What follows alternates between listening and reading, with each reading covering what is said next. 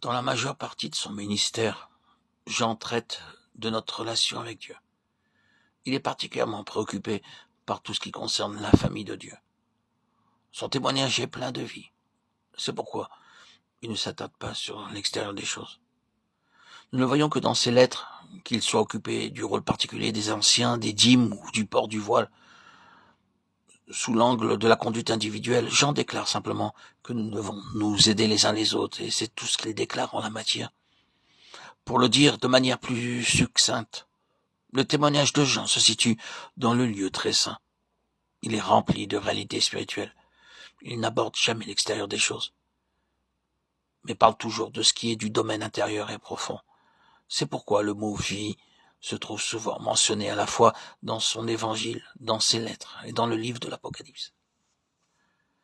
Ce qui caractérise son ministère, c'est la possibilité d'une restauration, même dans un temps de déclin spirituel. Car lorsqu'il a écrit son évangile, ses épîtres et le livre de l'Apocalypse, l'apostasie s'étendait et prévalait presque partout. Il y avait beaucoup de faux prophètes et de faux Christ. Les gens avaient rejeté les exigences du royaume de Dieu et avaient considéré que la maison de Dieu était devenue leur domaine personnel. Ils avaient institué une forme de piété, mais sans aucune réalité intérieure. À cause de cette situation, Jean est allé plus loin en parlant de l'essence même du véritable christianisme, qui n'est autre que la vie même de Dieu. Les hommes peuvent s'opposer au royaume de Dieu, à la maison de Dieu, mais ne peuvent rien contre la vie, car la vie de Dieu est préexistante. En possédant cette réalité, tout peut être recouvré. Le témoignage de Jean est donc en rapport avec les derniers jours. Il conduit les personnes dans les replis les plus secrets de l'esprit, afin de découvrir la réalité du Dieu vivant. Nous pouvons dire que Pierre parle d'un domaine nouveau, le royaume de Dieu. Paul nous conduit vers une nouvelle position dans la maison de Dieu. Et Jean nous introduit dans une relation nouvelle, celle d'un père à l'égard de son fils.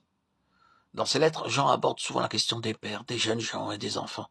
Tous font partie de la famille de Dieu. Et ils sont tous interdépendants les uns des autres. Quelle est la pensée de Jean à cet égard?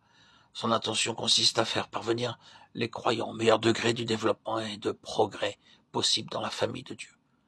Paul parle de la nouvelle position, comment obéir à Dieu et comment manifester sa nature dans la maison de Dieu. Pierre, quant à lui, parle d'un domaine nouveau, le royaume de Dieu. Paul nous conduit vers une nouvelle position dans la maison de Dieu et Jean nous introduit dans une relation nouvelle, celle d'un père à l'égard de son fils.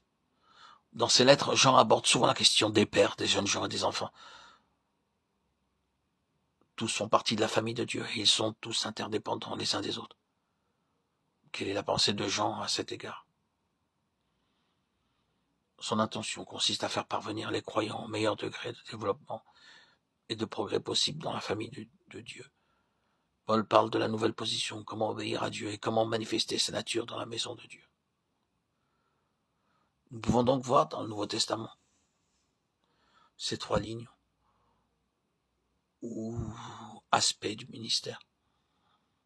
Si nous voulons découvrir la ligne du royaume, lisons plus particulièrement les évangiles selon Matthieu, selon Marc 1 et 2 Pierre, et une partie des Hébreux. Si nous voulons voir l'Église et la maison de Dieu dans toute sa plénitude, lisons les épîtres de Paul, les lettres de Jean. Cependant, traitent presque exclusivement de la famille de Dieu. Permettez-moi de redire que les distinctions qui ont été faites dans cet exposé n'ont pas un caractère absolu. Elles ont uniquement pour but de nous aider à mieux voir le caractère particulier que nous découvrons dans le ministère de ces trois serviteurs de Dieu.